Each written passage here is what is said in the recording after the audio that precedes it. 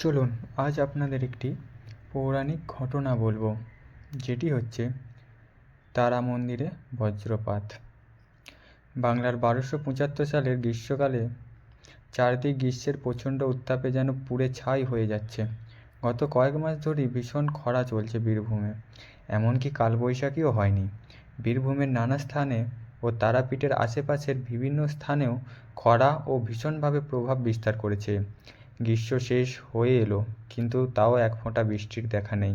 বৃষ্টির অভাবে সকল জলাশয় ও ধান ক্ষেত সব শুকিয়ে গেল। মাঠের বীজ ধান মাঠেই শুকিয়ে ঝরে গেল।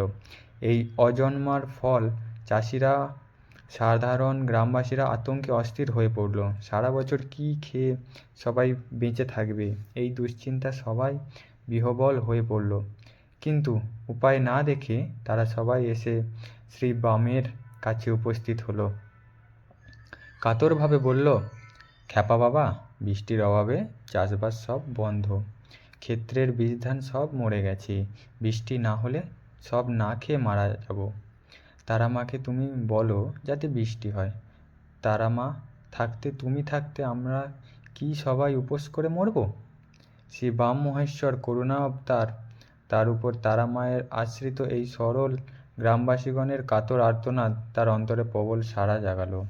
বামদেব তাদের সন্তানও দিয়ে তারা মাকে কখনো কাতরভাবে কখনো উপগ্রহভাবে ধারণ করে বকতে লাগলেন।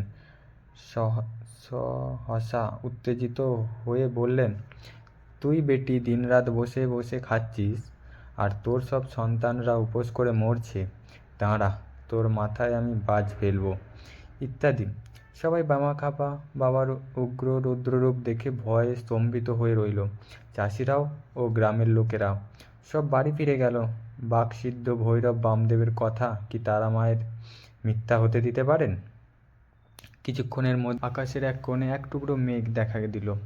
মধ্যাহ্ন সূর্য অস্ত, অগ্নিবৃষ্ট ও ধূসর আকাশকে অগ্রাহ্য করে সেই মেঘ তারাপীঠ ও আশেপাশের বিস্তীর্ণ অঞ্চল জুড়ে বিশাল ঘোর কালো রূপ ধারণ করল। তারপর প্রচণ্ড বেগে ঝড় বৃষ্টি শুরু হলো। মুষলধারে বৃষ্টির মধ্যে সহস্র তীব্র মেঘগর্জন শোনা গেল।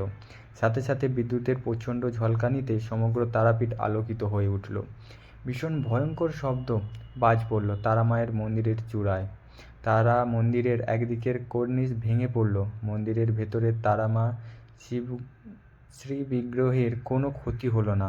বজ্র পড়ার ভীষণ শব্দ, পাণ্ডারা ও স্থানীয় লোকজন ছুটে এলেন। এদিকে বৃষ্টির জন্য সকলকে অসীম আনন্দ, অন্যদিকে মায়ের মন্দিরে বাজ পড়ার জন্য ভীষণ বেদনা।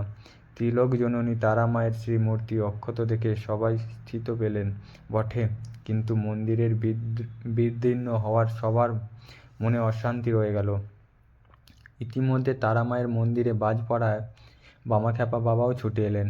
সন্তপ্ত হৃদয় ও সজল নয়নে তারা মায়ের চরণে কমলে পড়ে শিশুর মধ্যে কাঁদতে লাগলেন মাতৃ মন্দিরে বাজ ফেলবার জন্য।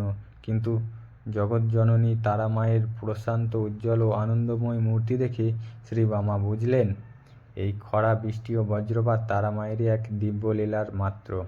তার প্রিয়তম পুত্র তথা তারাপীঠের সচল শ্রী বামের বাকসিদ্ধ প্রচারের জন্যই এই করুণাঘন লীলাটি ত্রিলোকেশ্বরী তারা মা সানন্দে ঘটালেন।